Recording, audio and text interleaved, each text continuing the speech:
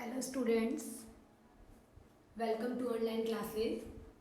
Yesterday we studied about the structure of mouth and buccal cavity.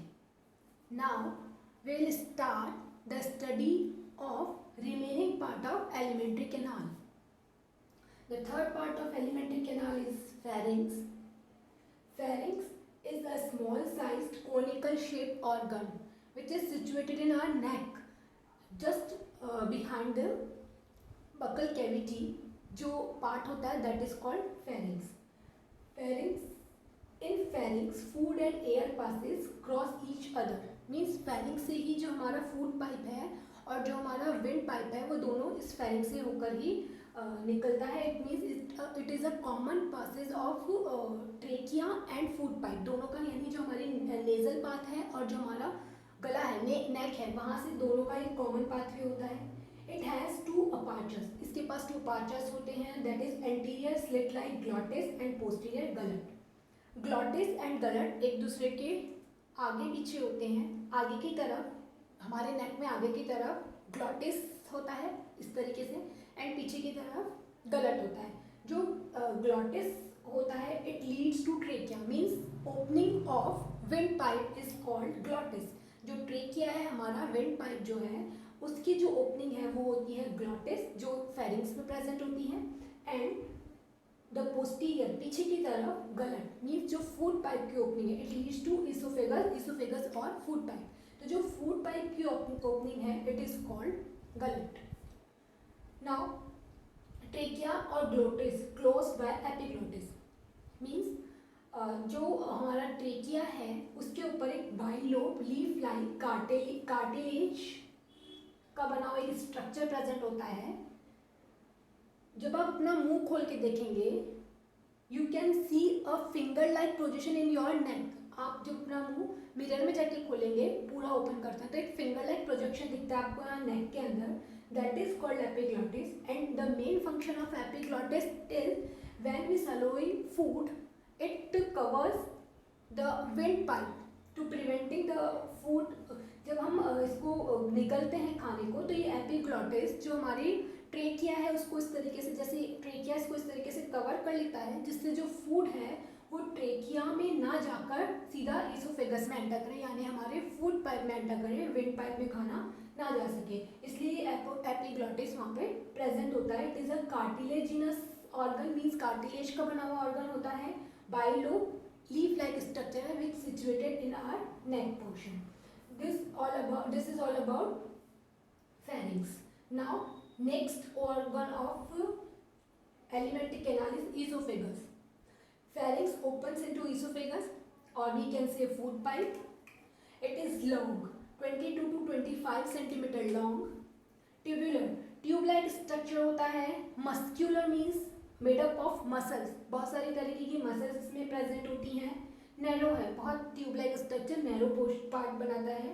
Downwards through the नेक से नीचे की तरफ जाता है. बिहाइंड द ट्रेकिया ट्रेकिया के पीछे की तरफ open into stomach and at last stomach में जाकर ओपन होता है.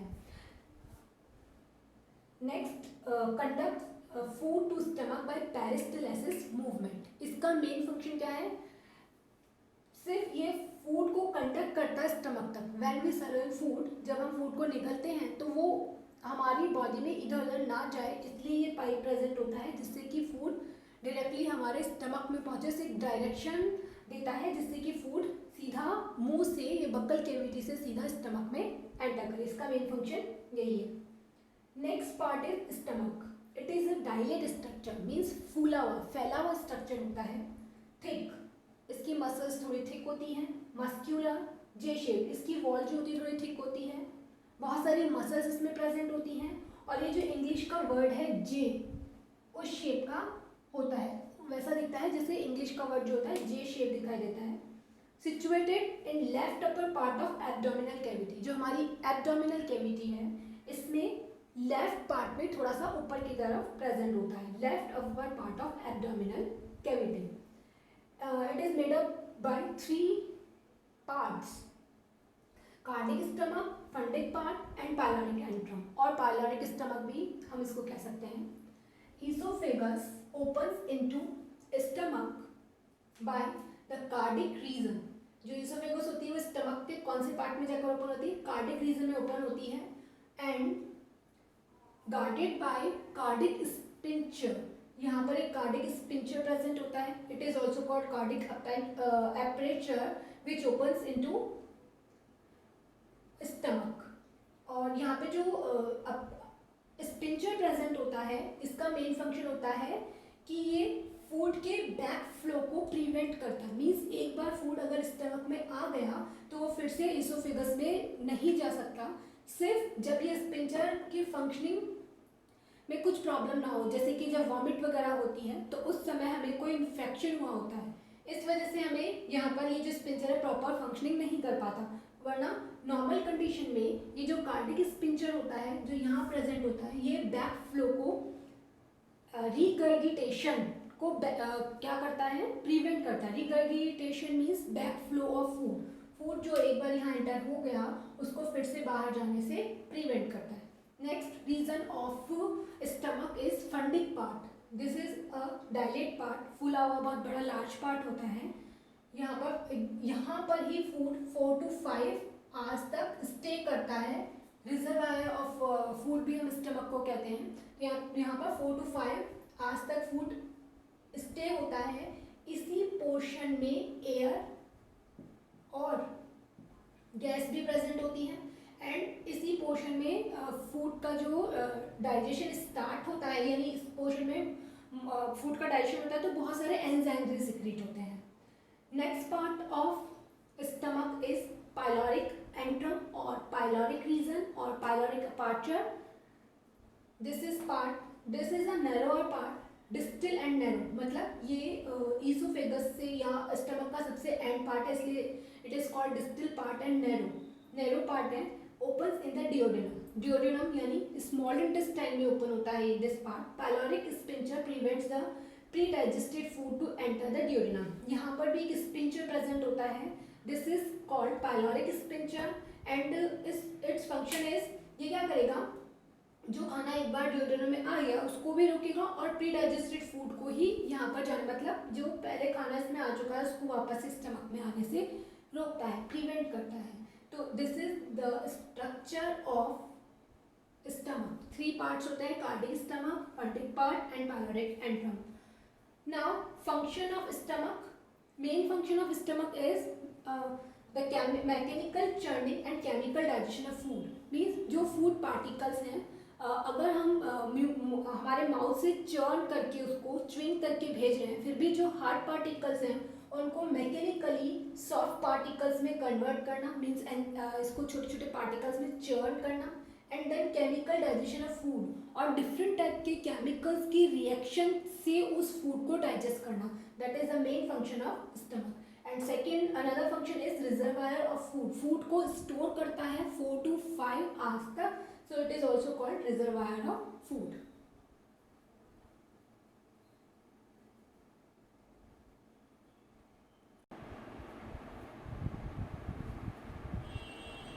Now, next part of alimentary canal is small intestine. Small intestine is longest part of alimentary canal. It is about 20 feet or 6 meters long. Small intestine further divided into 3 parts, that is duodenum, jejunum and ileum. The duodenum is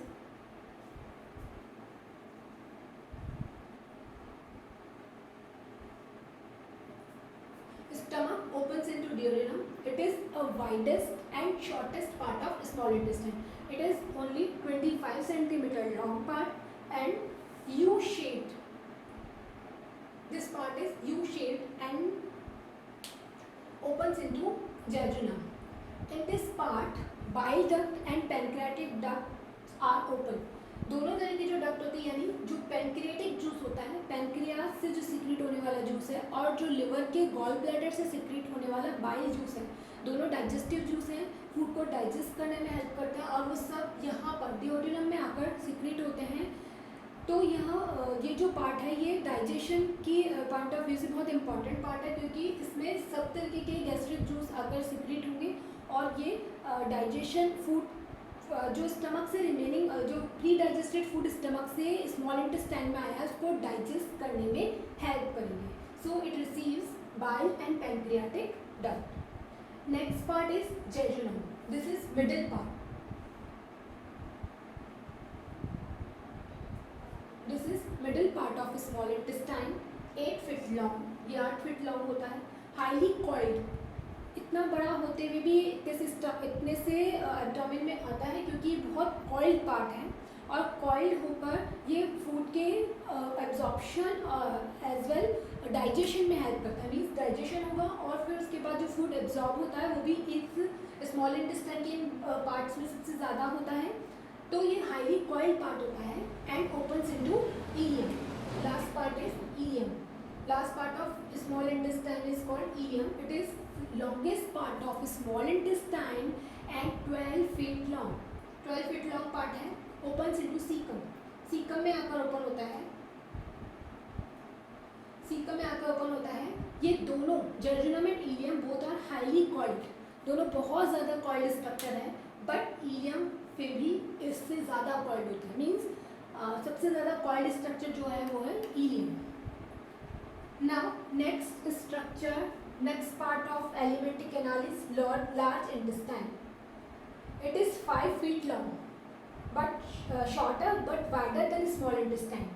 ये छोटी है small intestine से size में but wider होती है, इसलिए इसको large intestine बोला गया है. Large इसकी size की वजह से नहीं, इसके wider मतलब इसके बड़े होने की वजह से बोला. इसकी length को देखकर नहीं, इसके विड्थ को देखकर बोला है कि ये ज़्यादा बड़ी होती है, ज़्यादा मोटी होती है, wider than small intestine. So it is called large intestine. Form an arc around the small intestine. यहाँ से स्टार्ट होकर पूरा एक आर्क फॉर्म करती है, पूरा एक आर्क बनाती है स्मॉल इंटेस्टाइन के around. And it is further divided into 3 parts, caecum, colon and rectum. Caecum is small pouch-like structure. This is called cecum.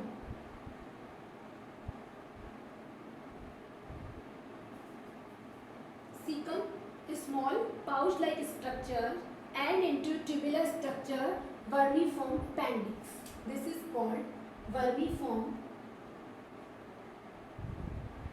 appendix.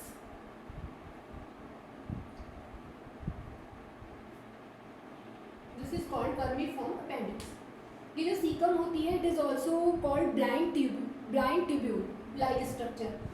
Blind tube क्यों? Because इसका जो एक एंड होता है वो बंद है, सिर्फ एक एंड जो होता है वो ओपन होता है into small intestine, बट जो दूसरा एंड होता है वो हमेशा बंद होता है, क्लोज्ड होता है. So it is called blind tube. और इसमें जो एक फिंगर लाइक प्रोजेक्शन है this is tubular structure called vermiform appendix in human. ये एक वेस्टिजियल ऑर्गन है. Vestigial organ means well developed नहीं होता, या वी कैन से कि इसकी कोई ज़रूरत नहीं थी हमारी बॉडी में, ह्यूमन बॉडी में, तो धीरे धीरे ये ख़त्म होता गया, मतलब इसका कोई यूज़ नहीं था. बट इन अदर एनिमल्स, दूसरे अगर हम एनिमल्स की बात करें, दूसरे ऑर्गेनिजम्स की बात करें एनिमल्स की, तो उसमें ये फुल ऑर्गन होता है प्रेजेंट और इसका मेन फंक्शन होता है जो फूड होता है उसको डाइजेस्ट कराने में हेल्प. सेल्यूलोज वगैरह जो होता है उनको डाइजेस्ट कराने में, और इसके अंदर गुड बैक्टीरिया जो ई कोलाई वगैरह होते हैं वो भी प्रेजेंट होते हैं, वो हेल्प करते हैं इस पूरे पोर्शन में सेल्यूलोज को डाइजेस्ट करने में. वो सिम्बायोटिक एसोसिएशन शो करते हैं. सिम्बायोटिक एसोसिएशन मीन्स वो हमारी बॉडी में रह के हमें फ़ायदा देते हैं हमारे फूड को डाइजेस्ट करने में, और उसके बदले में वो हमारे बॉडी से खुद न्यूट्रिशन लेते हैं. तो सिम्बायोटिक एसोसिएशन शो करते हैं सीकम. वर्मिफॉर्म अपेंडिक्स में प्रेजेंट होते हैं, इस पूरे पोर्शन में प्रेजेंट होते हैं. और ये इट इज़ वेरी इंपॉर्टेंट कि ये एक वेस्टिजियल ऑर्गन है. जब वेस्टिजियल ऑर्गन की स्टडी करेंगे हम नेक्स्ट चैप्टर्स में, तो वहाँ पर एग्जाम्पल की फॉर्म में पूछा जाता है कि ह्यूमन बॉडी में कौन सा ऑर्गन है जो वेस्टिजियल होता है एलिमेंट्री कैनाल में. तो वर्मिफॉर्म अपेंडिक्स जो होता है वो वेस्टिजियल ऑर्गन होता है in human body. Next part is colon. It is a long circulated path. Long This part is called colon. It is long sacculated means,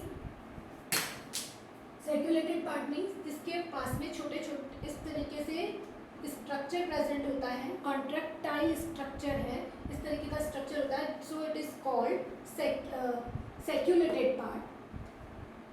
It further divided into 4 parts: ascending colon, transverse colon, descending colon, and sigmoid or pelvic colon. This part is called ascending colon.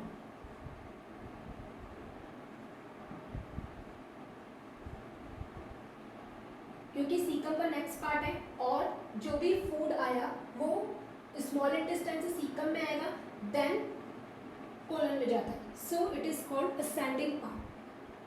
फिर transfer इस form में जाता है food, तो इसको कहते हैं transfer.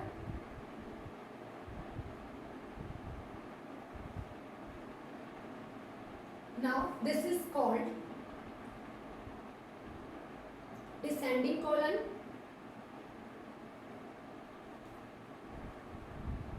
And this is called sigmoid. Sigmoid colon, क्योंकि इसकी शेप कुछ एस जैसी होती है, तो सो इट इज कॉल्ड. और ये पेल्विक रीजन जो होता है ह्यूमन का, उस रीजन में पहुंच चुका होता है, पेल्विक रीजन पहुंच गया, सो it is also called pelvic colon. Now colon is open into rectum. ये यहाँ पर ओपन होता है, this is called rectum. And last part of rectum is called anus. Rectum जो होता है स्लाइटली डायलेटेड, थोड़ा सा फूला हुआ स्ट्रक्चर है, मस्क्यूलर है, मसल्स से बना हुआ होता है. टेम्परेरी स्टोरेज ऑफ फीकस, जो वेस्ट फूड डाइजेस्ट हो गया इन सब पार्ट्स में एब्जॉर्ब हो गया, एट लास्ट जो फीकल मैटर बचा है, जो वेस्ट पार्ट प्रोडक्ट बचा है, वो टेम्परेरी इस रेक्टम में आके स्टोर होता है. और तब तक स्टोर रहता है जब तक कि हमारे ब्रेन से सिग्नल नहीं आते इसको खाली करने के, तब तक इसके अंदर जो फीकल मैटर है वो स्टोर रहेगा. Opens out by anus. इसका जो लास्ट ओपनिंग होती है that is called anus. Anus guarded by 2 anal sphincter muscles. इसमें भी यहाँ पर 2 स्पिंचर्स प्रेजेंट होते हैं. 2 स्पिंचर्स हम पहले पढ़ चुके हैं जो स्टमक में प्रेजेंट थे, cardiac sphincter and pyloric sphincter. And 2 sphincters are there. ये है एनल स्पिंचर. इनका मेन फंक्शन होता है कि जब तक फूड यहाँ जब तक यहाँ से फीकल मैटर ब्रेन से सिग्नल नहीं आते रिमूव आउट करने के, तब तक ये उसको रेक्टम में रोक कर रखने का काम करते हैं, जिससे कि जो फीकल मैटर है वो बॉडी से बाहर ना आ सके जब तक कि ब्रेन से सिग्नल नहीं आते. So it is all about alimentary canal. Alimentary canal is divided into 7 parts: mouth, buccal cavity, pharynx, esophagus, stomach, small intestine, and last part is large intestine. Now next topic is the digestive glands. In last class we have already discussed that digestive glands are of 3 types. First is salivary glands, second is liver, and third is pancreas. I think it is sufficient for today. हम next class में discuss करेंगे digestive glands को. Thank you students.